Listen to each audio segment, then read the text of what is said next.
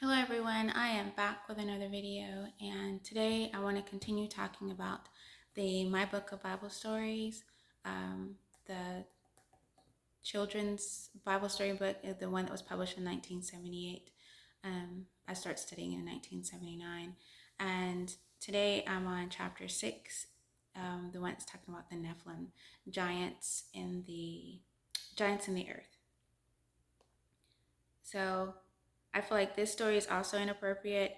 It starts out describing the giants and that the bad angel Satan is causing trouble on the earth, and that some of the in time some of these angels started to listen to Satan, so that he was influencing also the angels that were in heaven with him.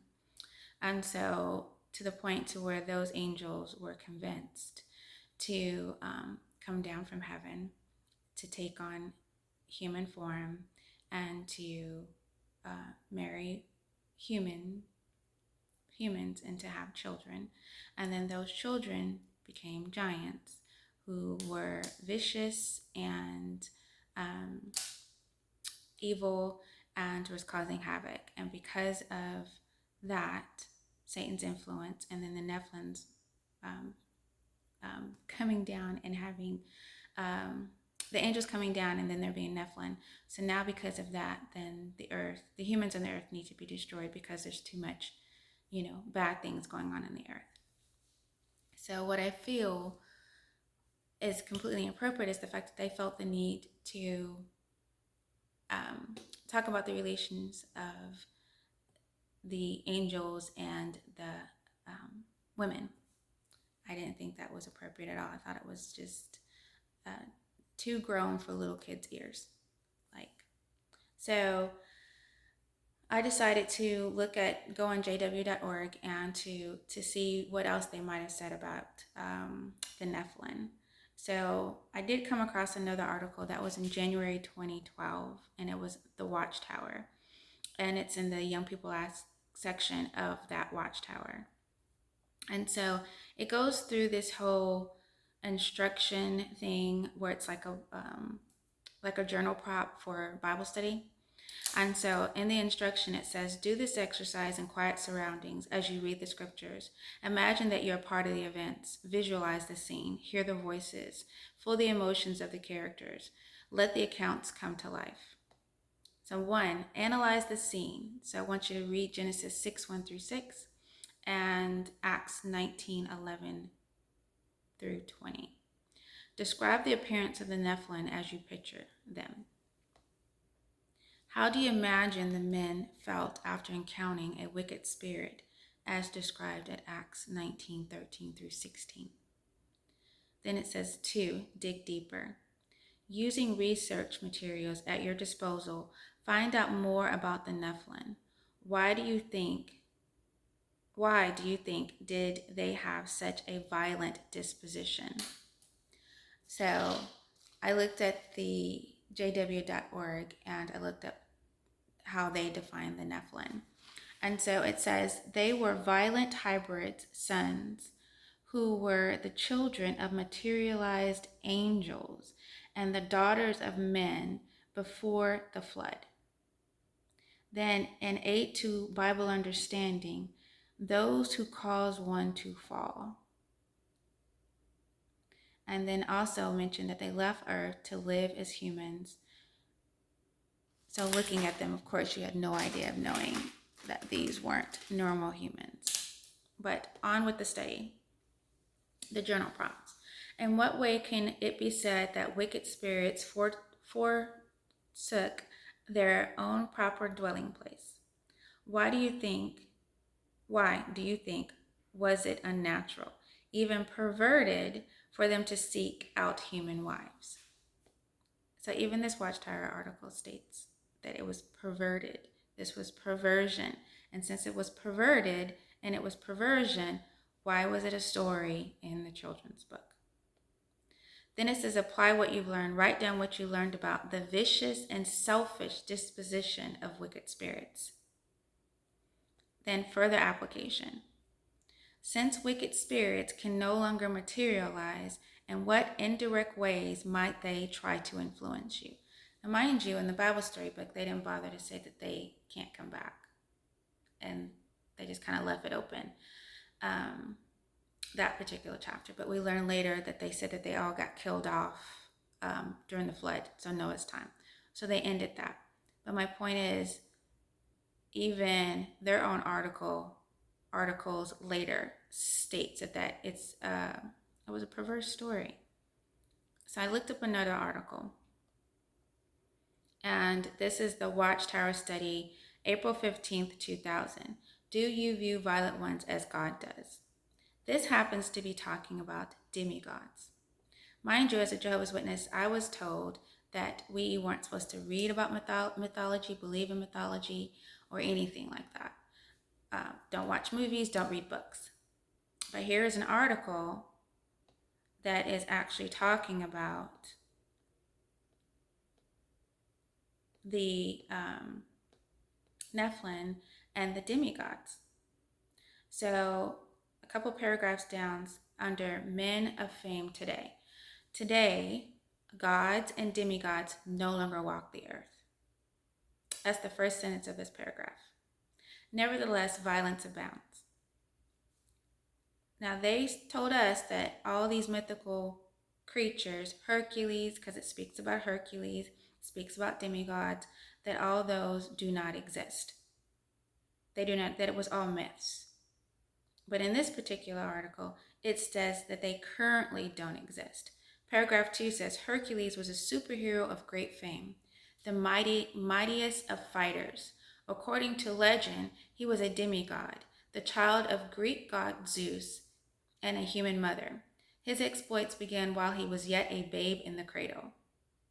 When a jealous goddess sent 2 huge serpents to kill him, Hercules strangled him.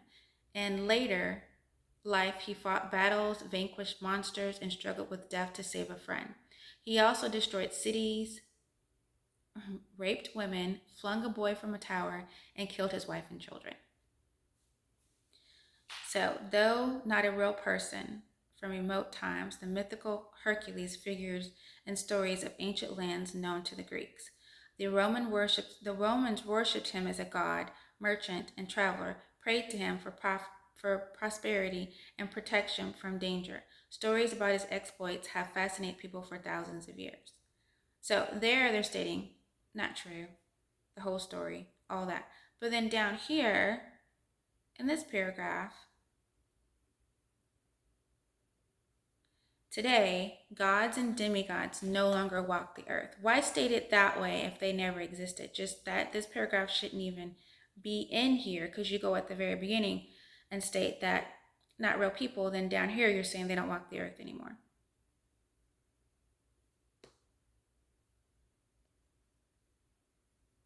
Then I found another article. This is all on jw.org. All right, so this one goes all the way back to 1976, and it's May 1st, and it's pages 208 to 213, and paragraph 21 and 22. And I noticed that especially some of the older information, definitely, to me, states more of their real views, because they've kind of made things a little more politically correct now, and have changed how they stated things, and I want to say made the religion more user-friendly, because they were very staunch about their beliefs when I was growing up, and what you could and could not do, believe, read, anything like that.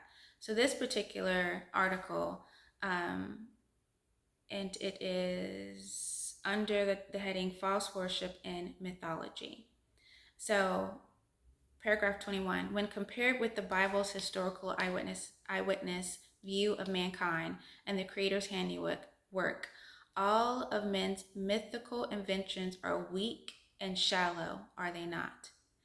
They show themselves up for what they are, efforts to avoid facing the real truth about God and man's responsibility toward him. On the other hand, the Bible's straightforward account showing God to be the supreme designer of an orderly creation, makes clear our responsibility to him. So then it also, here in paragraph 22, I just wanted to pull this sentence out here. And it says, using Acts 17:29, thus mythical gods often reflect human weaknesses and depraved qualities, a sure evidence of their being the contrivance of man. So here, like how I was taught back in the day, there's no such thing as anything mythical, right?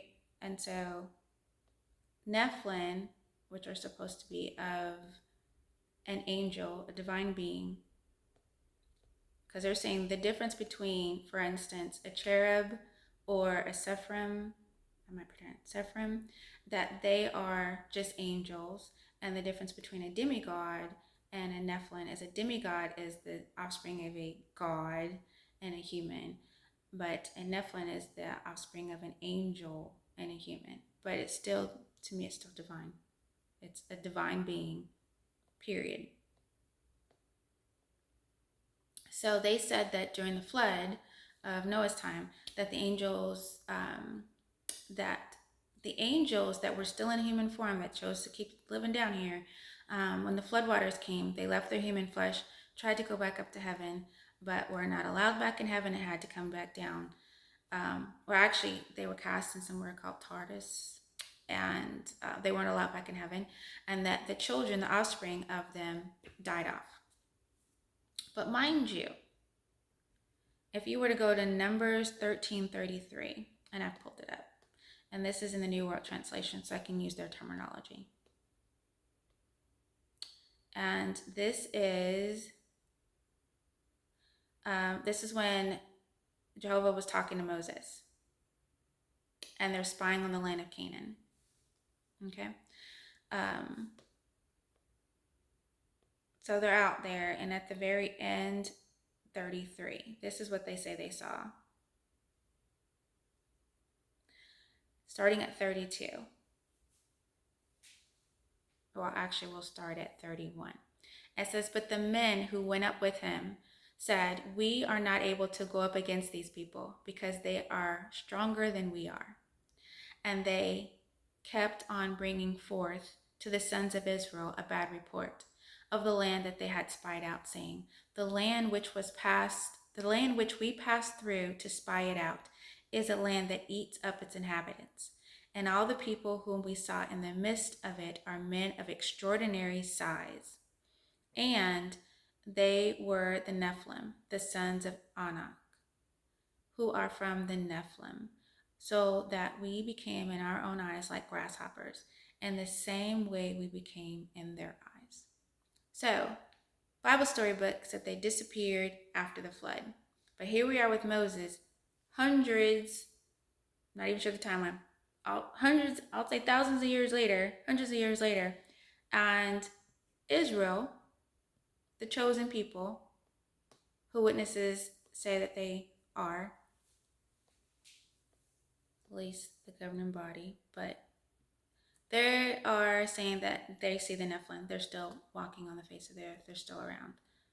And then, of course, some people might suggest that David and Goliath, that Goliath himself could possibly have been a Nephilim.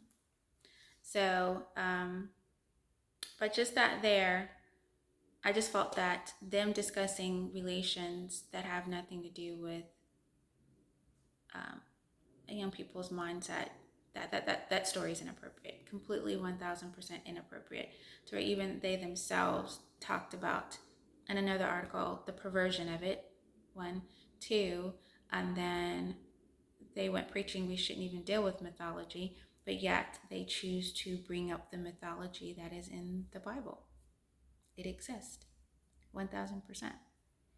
And then in 1974, I think that was, they wanted to discuss how we shouldn't have anything to do with it, and that men who believe in it, something's wrong with them. So I have to admit, going back through my book of Bible stories is a little bit triggering. And there's a part of me that's like, why?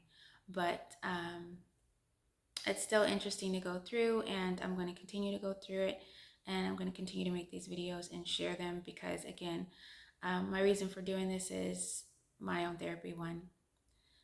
Two, and I want to help anyone who may be trying to help someone else to look at it differently, so that they can come to their own understanding without having to be um, having to feel like they have to stay in something that doesn't make sense. So maybe they can choose not to become a witness, or they can choose to leave. But definitely, um, I will be back with another video, and I want to thank you for watching, and I hope this wasn't um, too choppy. But I'm going on a little over 15 minutes, but thank you again for watching, and I'll be back for another video.